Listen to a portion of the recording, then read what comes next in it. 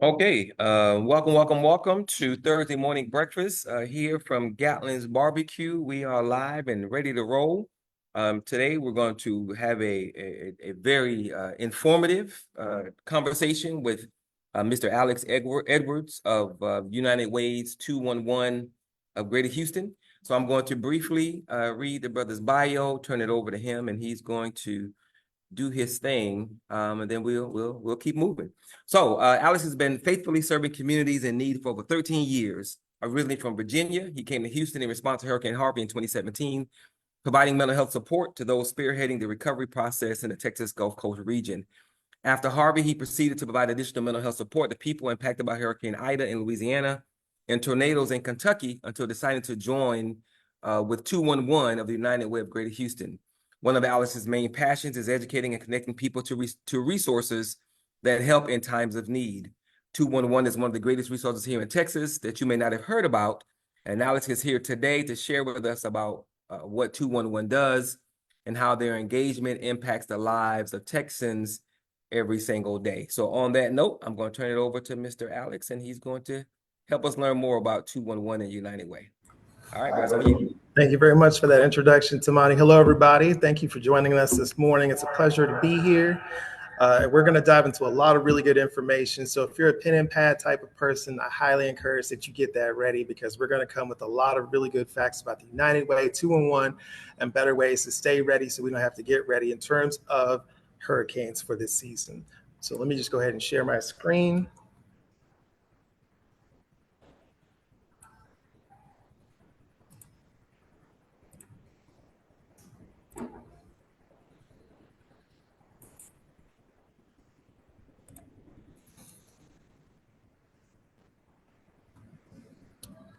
All right. And so can y'all see hurricane preparedness on the screen there?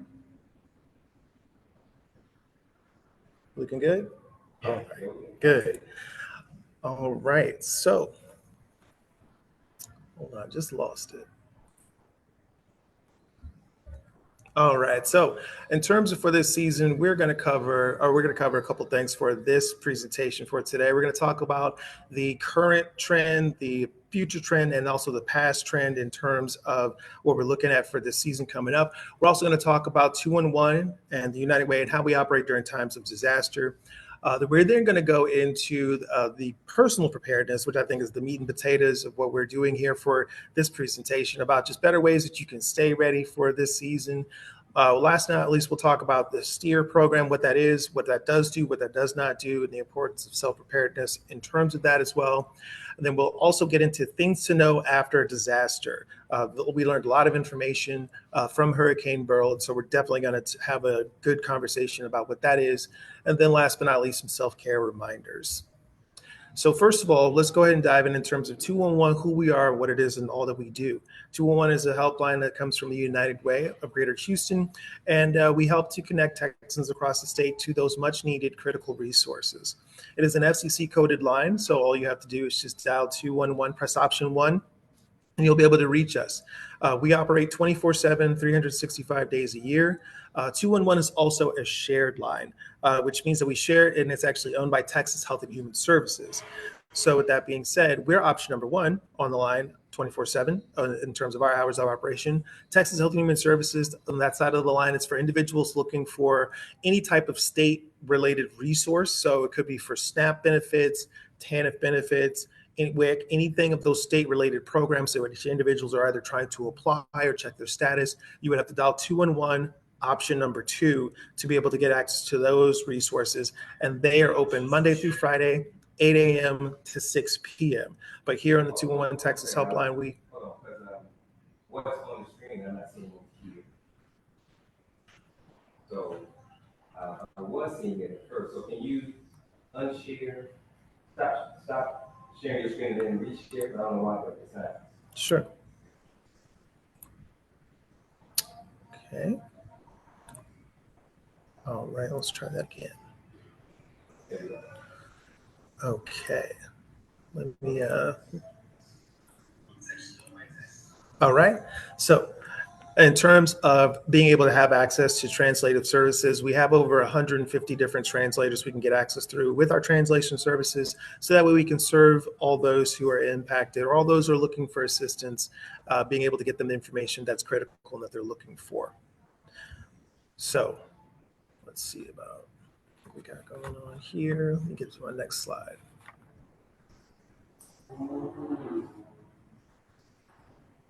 All right, so now let's go ahead and talk about the forecast and risk for the region.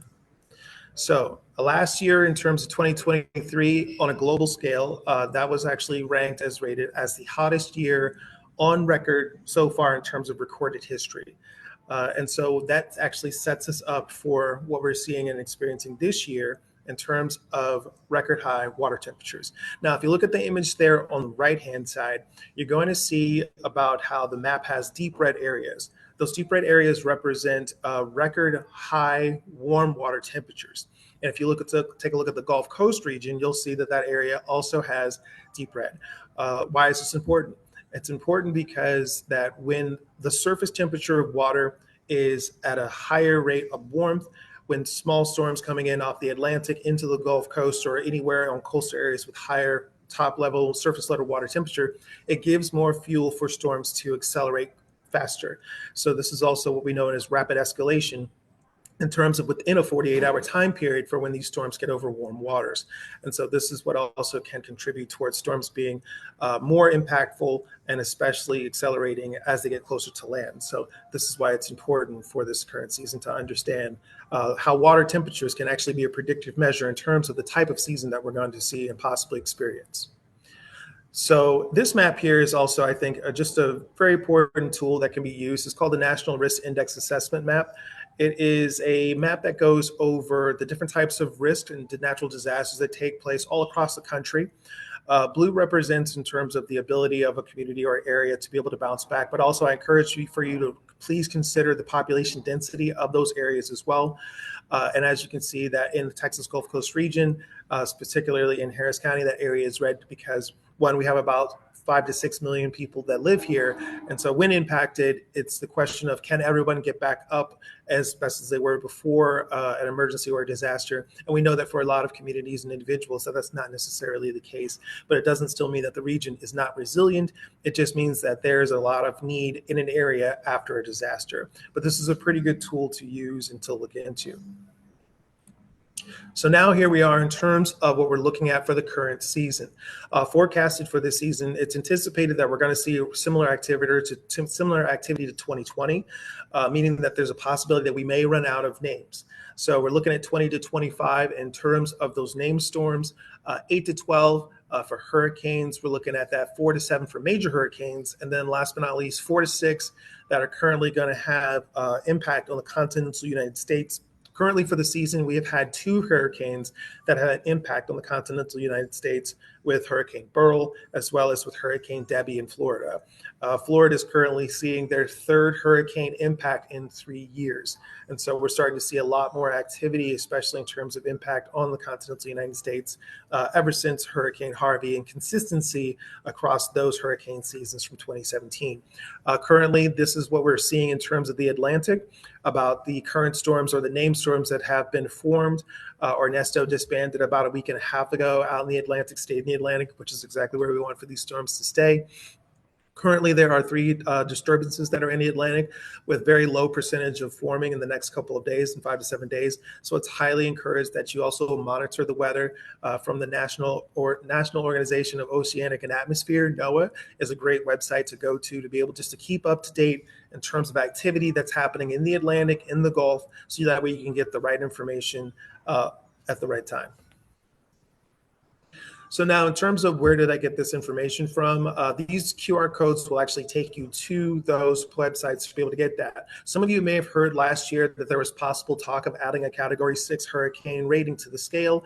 The answer to that question is that no, that will not be happening. And this link will take you to that information about why that they're not adding Category 6 to the hurricane scale and about how categories are rated and give you a lot more information on that subject matter.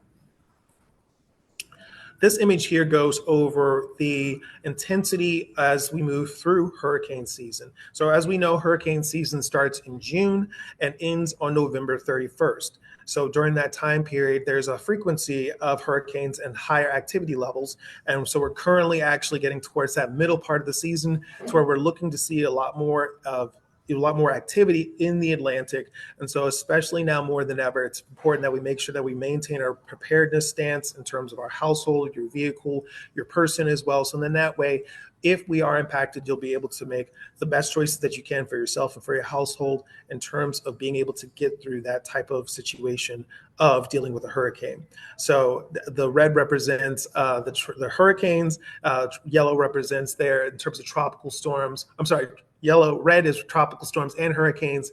Yellow is for hurricanes in terms of this frequency. So just something to know.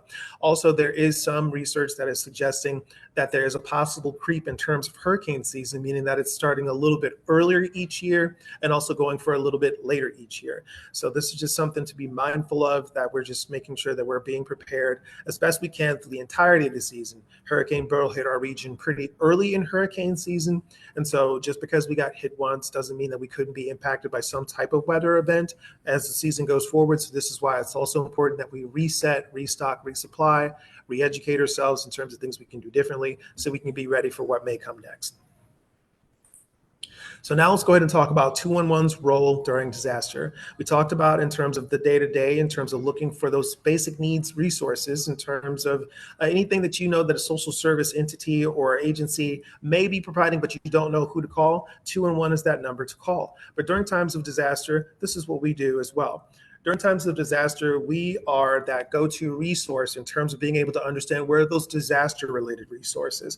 So for individuals that are looking for where's the water distribution, are there shelters? If we're having an experience of a heat wave, where are the cooling centers located? We're looking to see about who's doing hot meals, or if there's basic services that are needed in terms of repair, such as, say, for instance, mucking and gutting as soon as an event is over. 211 would be the resource where you can be able to call, but more importantly, to search on 211texas.org. I'm going to say that again, 211texas.org. That is the website to where all of our information and database, it lives there as well, free for the public to be able to search. That's 211texas.org. Also, what we have and what we do at 211 too is that we have the ability to expand our capacity in terms of our network. 211 actually covers the entire statewide network, of course, across 22 other 211s. With this network, we're actually able to then also expand and add additional workspaces to have additional people to help take those calls during times of disaster. But again, if you have cell service and you have internet service, 211texas.org may also be one of the best resources you can have to search for those regular resources during times of blue skies, but then also those disaster-related resources during times of gray sky. Last but not least, the STEER program stands for the State of Texas Emergency Assistance Registry. It's a program that's put on by the Texas Division of Emergency Management, which stands for the acronym is TDEM, that's commonly used. And what that program is for participating cities and or counties. Individuals in those areas are then able to sign up for the program to possibly get the assistance in terms of wellness checks, if there is a disaster or power outage, which is mostly what it will be used for, and in extreme cases, and only if they activate the program, for possible evacuation assistance. The STEER program, and by no means has any guarantee of providing assistance, even if there is a disaster, but it still can be a useful tool to sign up as a backup plan to your backup plan to your backup plan. The way to register for STEER would be to go to the website, texas.gov, in terms of tdem.texas.gov/the STEER, /STEER, or you can call 211, press option 4. We can register you over the phone. And also, just to be very clear, 211 by no means provides evacuation assistance. We are able to register folks for the STEER program, but we do not provide evacuation assistance. So now let's dive into personal preparedness. The first thing in terms of being prepared for an emergency situation is to understand your way out of a situation. Here on this map, you'll see in terms of the zip zones. These zip zones are areas that are designated for evacuation in stages. So if there is by any chance a storm system or a hurricane that is coming, there may be a mandatory evacuation that is issued for your zip zone or for your zip code. One of the things that you can do is, of course, make sure you're monitoring the news as well as social media. But then also, if you think that there is an evacuation order that is listed, you can also reach out to us at 211 to see about, hey, I heard there's an evacuation. Is my zip code a part of that evacuation order? We'll be having that information on standby to be able to educate folks in terms of that. But these areas are your zip zones. And so just understanding what that looks like, as well as your evacuation route, and making sure that you start that planning process with your household, with your family, with your friends, in terms of understanding which way to go. When I talk to a lot of people and do these presentations, most people say that, their exit route is 10 west. Well, so is everyone else's. But taking a look here and understanding that your exit route, depending on where you're located and live, it might be 45 north. It might be 50. It might be 59 going north. It may be 280 going north. And so just understanding what that looks like is very important in terms of making sure that you have your route planned and that you understand where you're heading for those zip zones. And so this is just a map that has a little bit clearer image in terms of none of those zip zones. This QR code will actually take you to this website, so you'll be able to dive in to get more information in terms of the evacuation routes for this region. And so this is also explaining how contraflow works. So in terms of if there ever is a large scale evacuation issued for our region, at certain points in the interstate system will actually flip and all roads will be heading out from the city. So that means that, especially here in this example, 290, right around that area in terms of what we have from Brenham and Hempstead, that you will not be able to get back in past that point because all of the lanes will be traveling north and west towards Austin.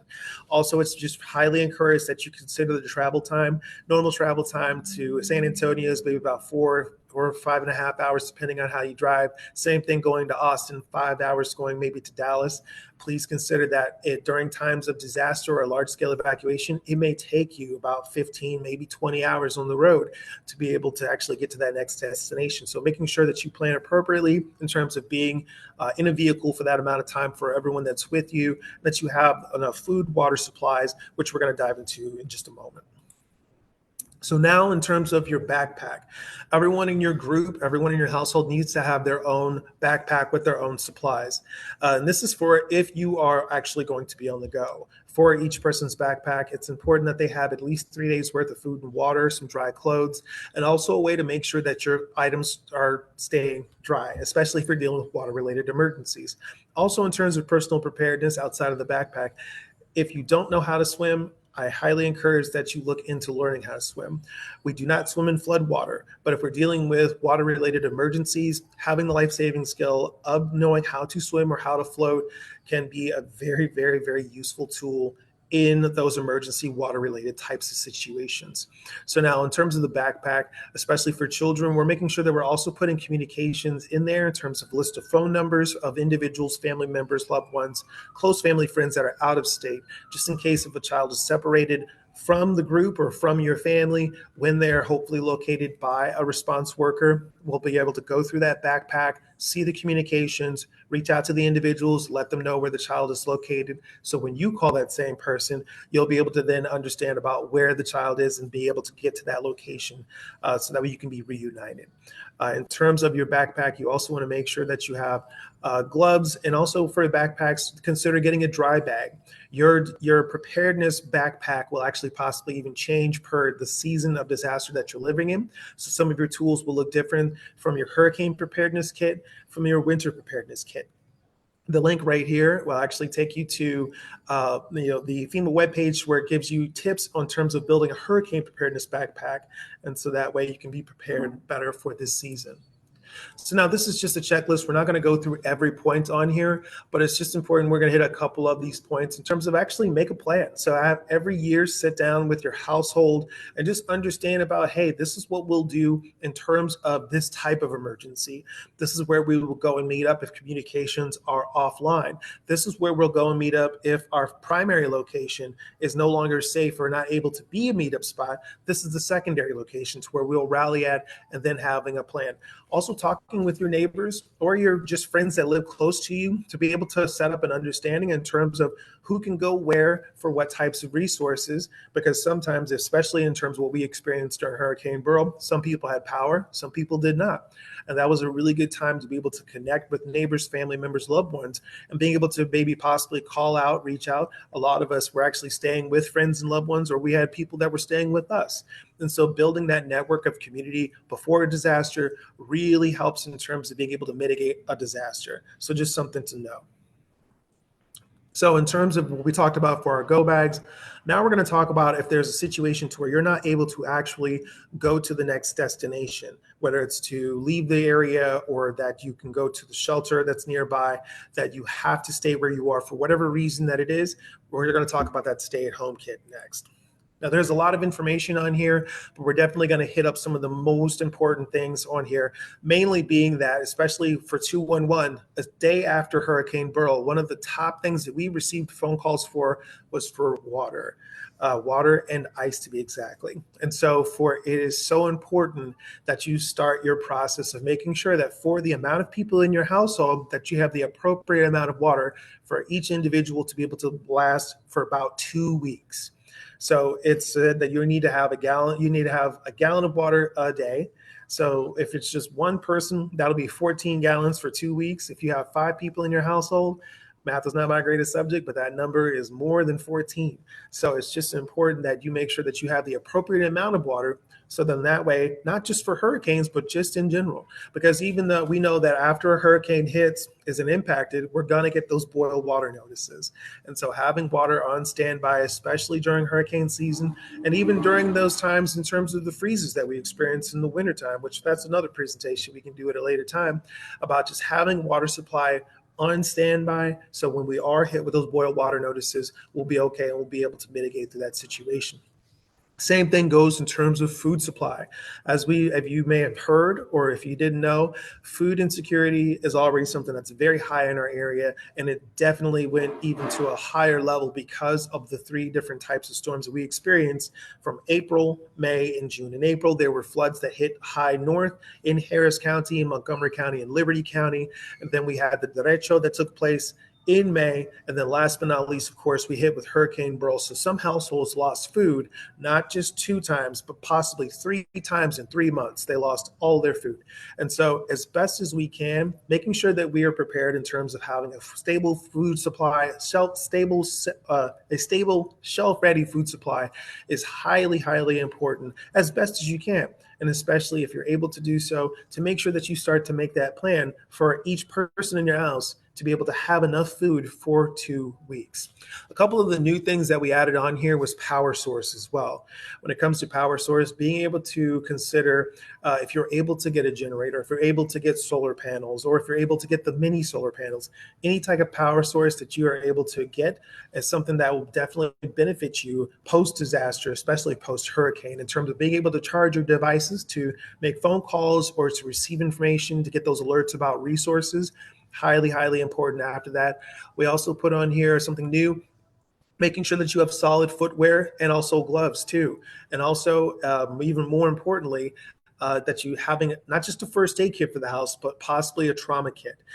And also making sure that for any type of tool or resource that you have, that you are trained to handle and to understand how to properly use those materials. So say, for instance, if you have a trauma kit or even a very advanced first aid kit, because as we know, oftentimes the first couple days after disaster, you are your best resource, or your community is your best resource.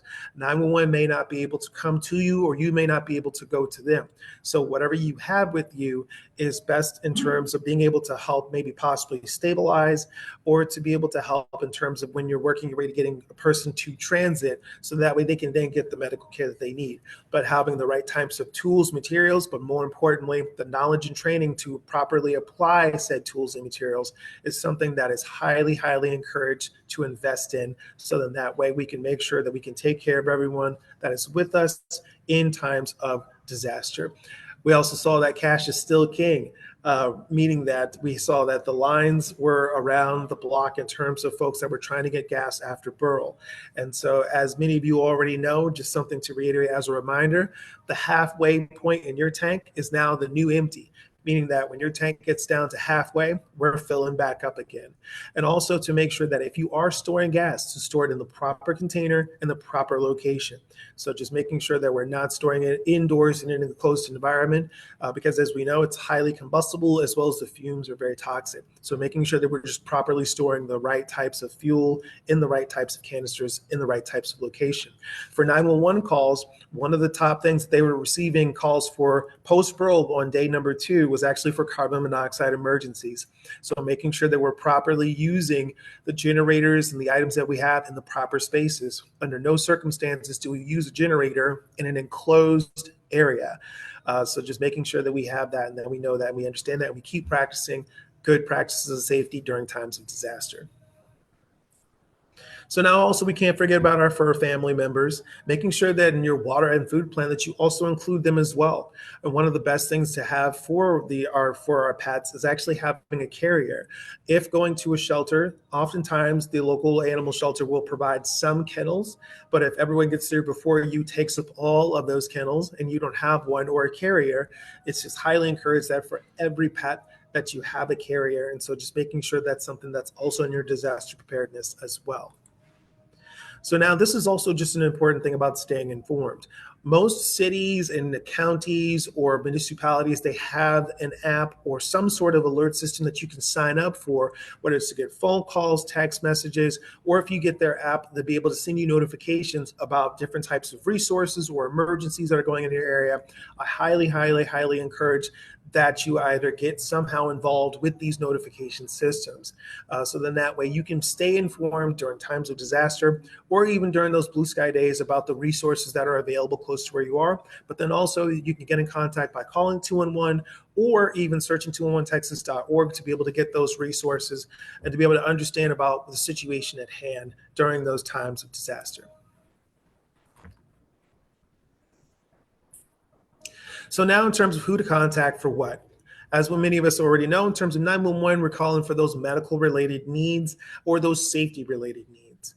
311 for those city or infrastructure related needs. So for potholes, downed stop signs or stop lights are offline, debris pickup, things of that nature. And then 211, option number 1 on the 211 Texas helpline, for those resources that are coming from nonprofit agencies or responding agencies is what we're looking at and what we're looking for. The reason why it's important to know the distinction between the two or the three of who to call is because oftentimes during times of disaster, folks will call one of these three, but they actually meant to call another one of the three. So just making sure that you understand which one's the best one to call so that we can get what you're looking for. Also, it's highly important to make sure that you check in with your insurance agency each year just to see in terms of if there's any changes on their end in terms of how they are applying or how they're doing with how they are interacting with their insurance, with their policies, or what changes they've made as an organization, or what changes are possibly happening to your policy. Just making sure that you understand that is one other step in terms of being prepared. So then that way, if impacted, you'll be able to fully know about what it is that they are willing to provide, and that nothing will be able to come out kind of, from left field, and that you'll be prepared in terms of knowledge about what insurance will and will not provide, or also more importantly, what they would need from you if you're impacted as well. Also looking into flood insurance by going to this website here, floodsmart.gov, just to be able to understand more information about what that looks like, how to sign up for it, what the costs look like in your area. It's very important just to kind of check into that to see about what's available for you as well in that area. So now we'll talk about, well, actually we did talk about STEER, but I'll show you in terms of what this website, this QR code will take you to the website where you can register. But just to reiterate, signing up for the STEER program does not guarantee assistance whatsoever. Out of the 254 counties here in the state of Texas, about 110 of them are participating in the STEER program.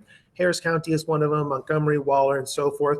All the counties touching the Gulf Coast or the Gulf Coast are part of the STEER program. You have to sign up every year. It's an annual program just because they dump their rolls so that way they can make sure that they have the most up-to-date information. So the best time to register for STEER is actually in January. You can do so, as I stated before, by calling 211. But again, to reiterate, 211 does not provide evacuation assistance. This is why it's very important that we plan and prepare right now so we can have our own evacuation plan if we have to evacuate from a dangerous situation such as a storm or a hurricane. And so this is just more information on steer. And just a little bit more on that in terms of reminders. Now, this is something new in terms of things to know after a disaster, mainly after a hurricane. So, first of all, in terms of very briefly, we'll talk about how does a FEMA declaration take place. I think this is important because oftentimes when we're impacted by a large scale disaster, the next thought that most people have is we were hit by a hurricane, where's FEMA? So there's a process in terms of the FEMA activation. Before we get into that, let's start before that the hurricane hits. Many of times you'll hear on the news that the county judge has issued a disaster declaration, right? So what that means is that the county judge is then reaching out to the governor to then see about, hey, we're preparing to be impacted by a large scale storm. We need additional state resources and funds to help pre-position items that will be of use during a hurricane, pre-positioning personnel for search and rescue, and other resources as well. The governor will then usually sign off for that in terms of disaster declaration to then help to release those funds to be able to help things in terms of infrastructure, personnel to be set up to respond. After the disaster, after the hurricane hits, we then have impacted individuals with damage amounts. What then happens is that the damage amount needs to be collected in terms of how bad was the storm per the damage amount. What happens with the state is that registering with that damage amount with the ISTAT program. So with the individual state of Texas assessment tool is a tool that the state of Texas uses to collect the damage amount information. Once when we hit a certain number, a monetary value number in terms of damage amount, the governor then takes that information and then goes to the federal government to say, hey, we've been hit with this amount of money in terms of damage related amount. We need federal assistance. Once when they hit that amount and they take it to the governor or they take it to the federal government and they say that, okay, you have hit that amount, we'll approve. FEMA has now been activated in this response to then help to provide assistance. So we'll get into what that looks like a little bit more so with their detailing. But so we have individual state of Texas assessment tool, which is for households, families, and individuals damage to their personal property.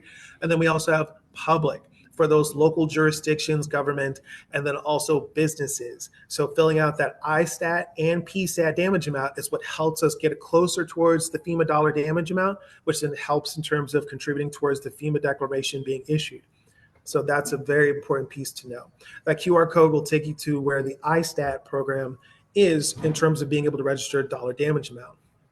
Another thing to know is that immediately after disaster, there is a web platform called Crisis Cleanup. What it does is it's a host platform that helps to connect individuals that are impacted by disaster to organizations that are volunteering to help individuals impacted by disaster and providing these basic services such as mucking and gutting, roof tarping on houses that are single level, as well as basic Sawyer work as well.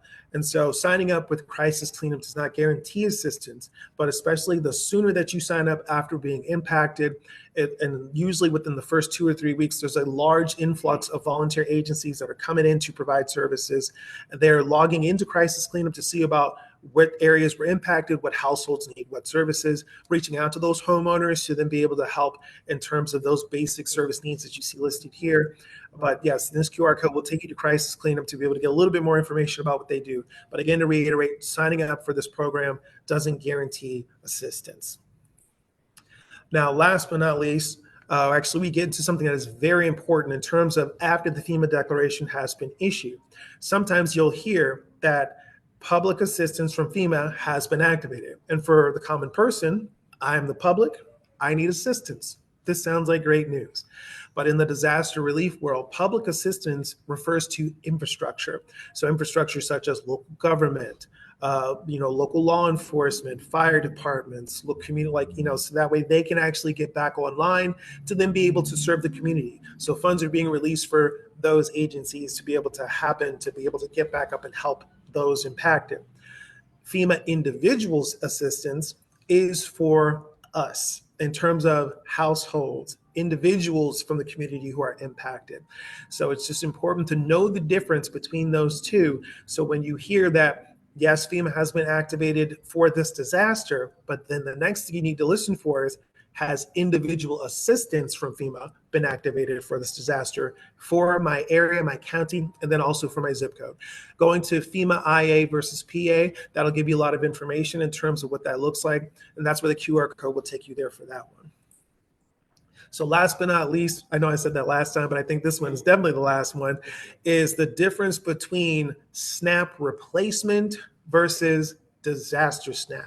So SNAP is the program, the food assistance program here in the state of Texas for individuals that are being able to have those SNAP cards to be able to get the food that they need. And so what happens is that, especially during times of disaster, power goes out, there's food loss.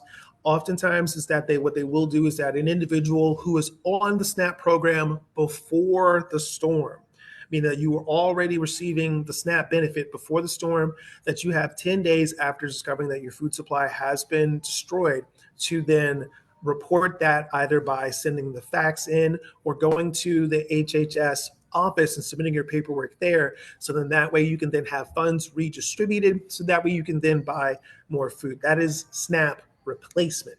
So now disaster SNAP is a different thing. Disaster SNAP is for individuals who are not on the SNAP program, meaning it's just for folks that are not already on the SNAP program that were impacted by disaster that need to then have money in order to be able to replace the food that they are lost. But as you can see here in the yellow, disaster SNAP is a program that is rarely ever activated. It's a program that's controlled by Texas Health and Human Services. They have their metrics in terms of what will possibly initiate the SNAP program or disaster SNAP program, but that is something that is up to them, but it is a program that is rarely activated. So it's just important just to understand that slight nuance between the two different words in terms of SNAP replacement versus disaster SNAP, but they are very important and they are very different in terms of what they are and what happens and who can apply for what. So now in terms of FEMA updates, this is also very important. This will take you to the updates that they had in 2024. As you can see here, as of March 2022, they did a little bit of an overhaul to be able to try and make the process a little bit more streamlined and easier. I highly encourage that you check out that information so then that way you can just see about what it is they've changed, as well as getting familiar with the FEMA website, just in case, especially if you weren't impacted for this event, that you'll be able to understand and navigate it for possible future events, or if you're assisting someone who's navigating for future events as well.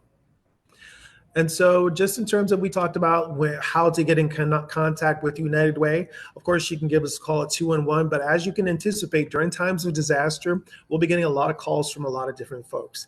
So if you have cell phone service, if you have internet service, going to 211texas.org will be one of the greatest things that you can do, because that website will still be up and running. We'll be uploading live in terms of disaster related resources, so that way you'll be able to get connected with things that are close to you that are disaster related, as well as also those regular Blue Sky Day types of resources that you're looking from local community agencies that you don't know about what services are provided. You can also search there at 211texas.org as well.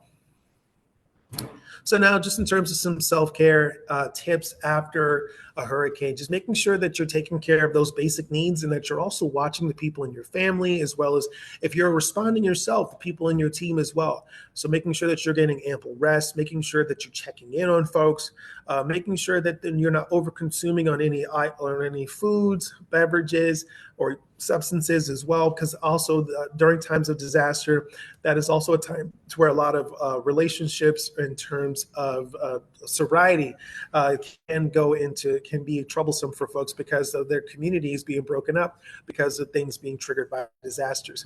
Also, I highly encourage that if you haven't taken psychological first aid, it's a great course. It's a free course to find online that helps in terms of being able to understand about how to know the signs and symptoms of folks that are in distress. If you're a person that works with people in general, whether it's a disaster or not, it is highly encouraged that you take this class, because what it helps to do is just helps for you to be able to get those tools that are needed to be able to help a person who's experienced a crisis, being able to reconnect with themselves, and then being able to help ground, and then also helping to connect them to resources as well. Same but different with mental health first aid, which is more so specific about being able to understand different types of mental health disorders, and then being able to help to just briefly kind of identify, and then also being able to help link individuals that are experiencing those symptoms to the right types of resources as well. But making sure also if you have medications that your prescriptions are full, as well as just making sure that you're just looking after yourself as best as you can, and packing things in your go bag that help to bring you some joy, whether it's a book from a favorite book, or in terms of maybe it could be music that you downloaded if you still download music, maybe a game or card games, especially for the kids or for yourself, just something that can help to take your mind off this current circumstances. That's a positive thing that doesn't take anything away from you in a negative sense, while you start to navigate the initial impacts of a disaster. But with that being said, I think that we're here at the end. So let's go ahead and talk about what questions do you all have regarding 211 and how we do what we do, and also during times of disaster. Okay, so I thank you very much, brother, for that. I appreciate it. Excellent, excellent, excellent job. Very good information. We don't have any questions on Facebook. Um, I don't see anyone from Instagram, so I'm gonna go ahead and just ask mine. I got seven of them.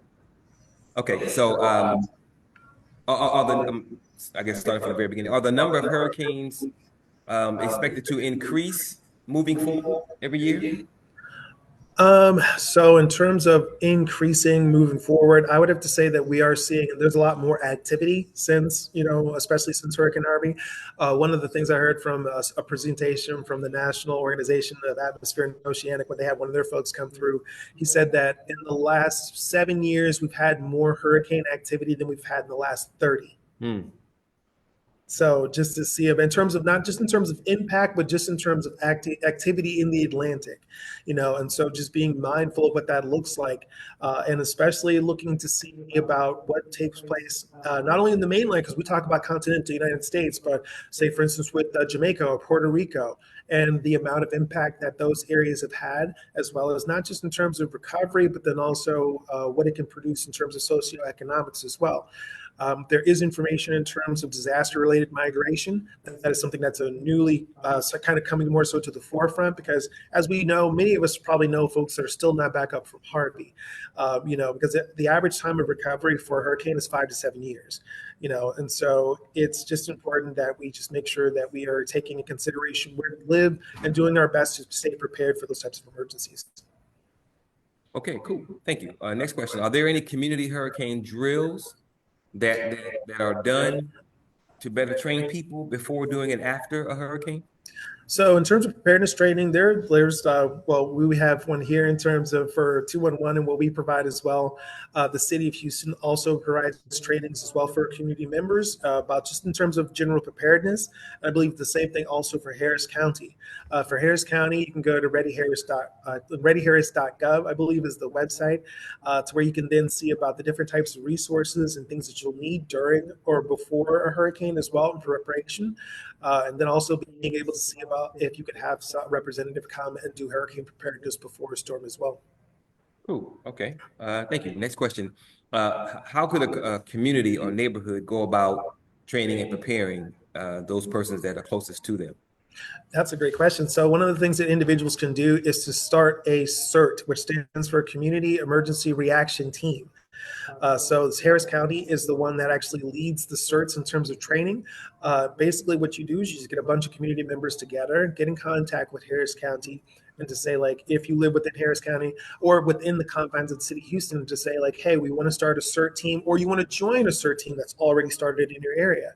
CERT teams are critical when it comes to disaster response in terms of checking in on neighbors, helping in terms of distribution points, being able to just kind of have those networks of preparedness for any type of disaster. The CERT teams would be the best place to start. Awesome, awesome. I didn't know that. I've heard of CERT teams, but I didn't know that that is what they actually did. That's awesome. Okay, next question. For low-income Houstonians, is there assistance for creating and getting a grab-and-go bag? Not that I've heard of in terms of those bags. And also, I would highly encourage that it doesn't have to be the biggest or best or most expensive gear. If you are a trendy shopper, TJ Maxx, Ross, being able just to kind of get those items on sale. A flashlight is a flashlight is a flashlight, Yeah. And some flashlights, I've seen some run all the way up to $400. It shines light. I've seen some that come down to $5 or $10. It shines light.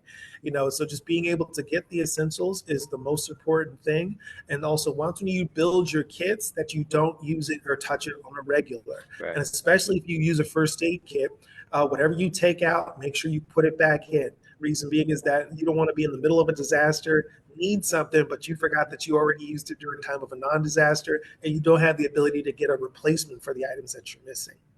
Cool. Okay.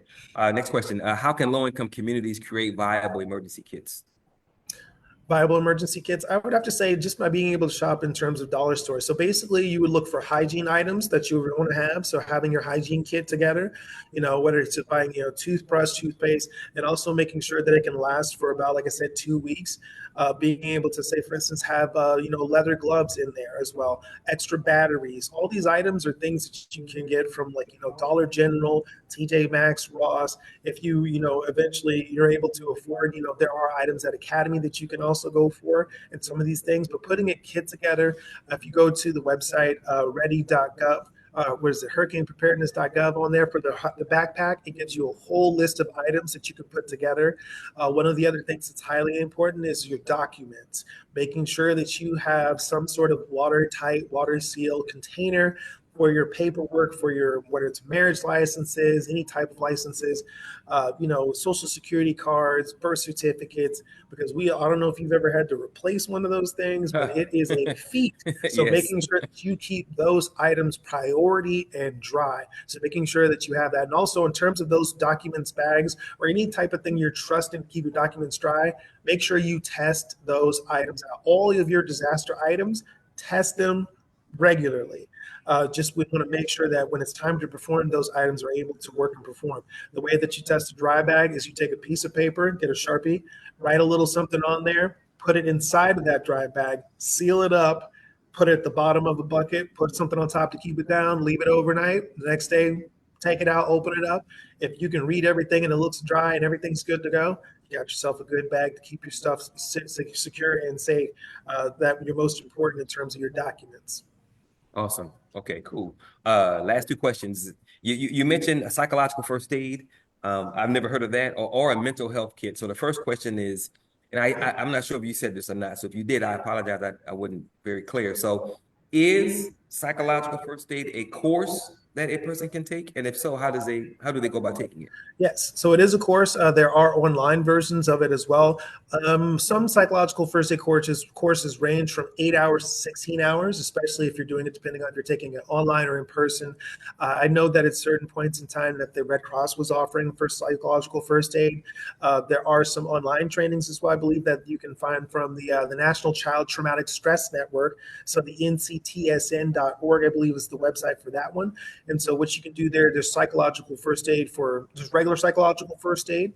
That are psychological first aid for kids, for children, and I believe that also they developed a psychological first aid for teenagers as well. So being able to take those courses, at the end of those courses, you do get a certificate of completion, which is still I think, a very good thing to have. But especially with people that are just working with people on a regular basis, having those de-escalation skills is key in terms of being able to help to diffuse a situation, connect with an individual who's experiencing stress or trauma at that moment, and then being able to help them reconnect with themselves and help them reconnect them with resources in their community or to their community. Psychological first aid goes over all that. And oftentimes the trainings are free as well.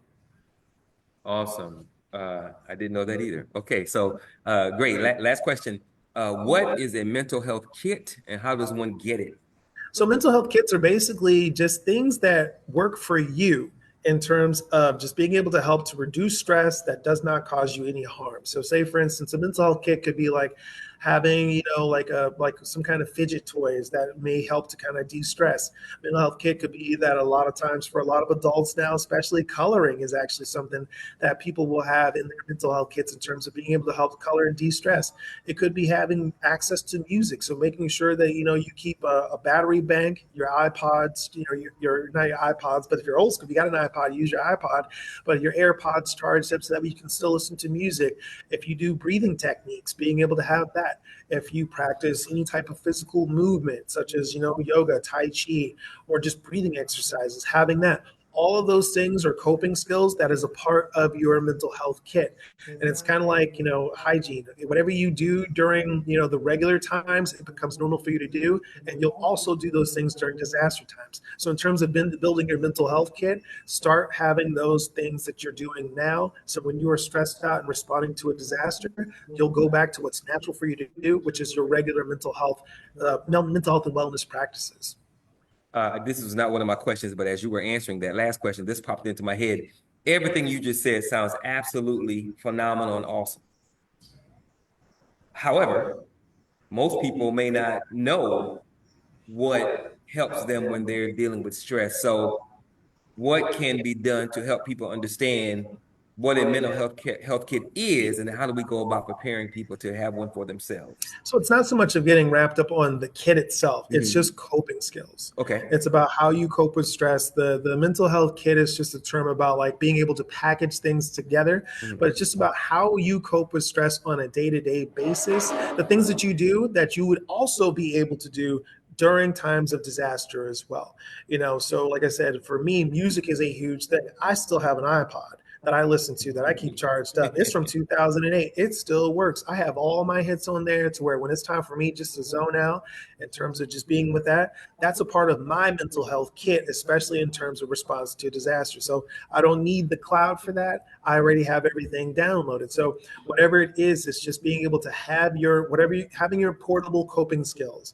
So knowing about things that you can do for yourself. If prayer is important to you, having a regular prayer practice. So when the situation gets tough, what are you going to do? You're going to pray.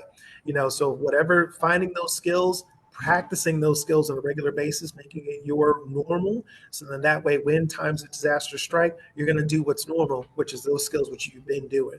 And also, if you don't know what those skills are, talking to a mental health professional to identify some good Yep. coping skills Yep. is highly, highly, highly encouraged. And also reaching out to the disaster distress helpline too. That is a real helpline for individuals that are impacted by disaster, to where they have trained mental health counselors, mental health professionals to be able to talk with individuals about what it is to be impacted and to help give suggestions in terms of tools and tips about how to de-escalate in terms of those types of situations that are caused by natural disaster. So it's called the Disaster Distress Helpline.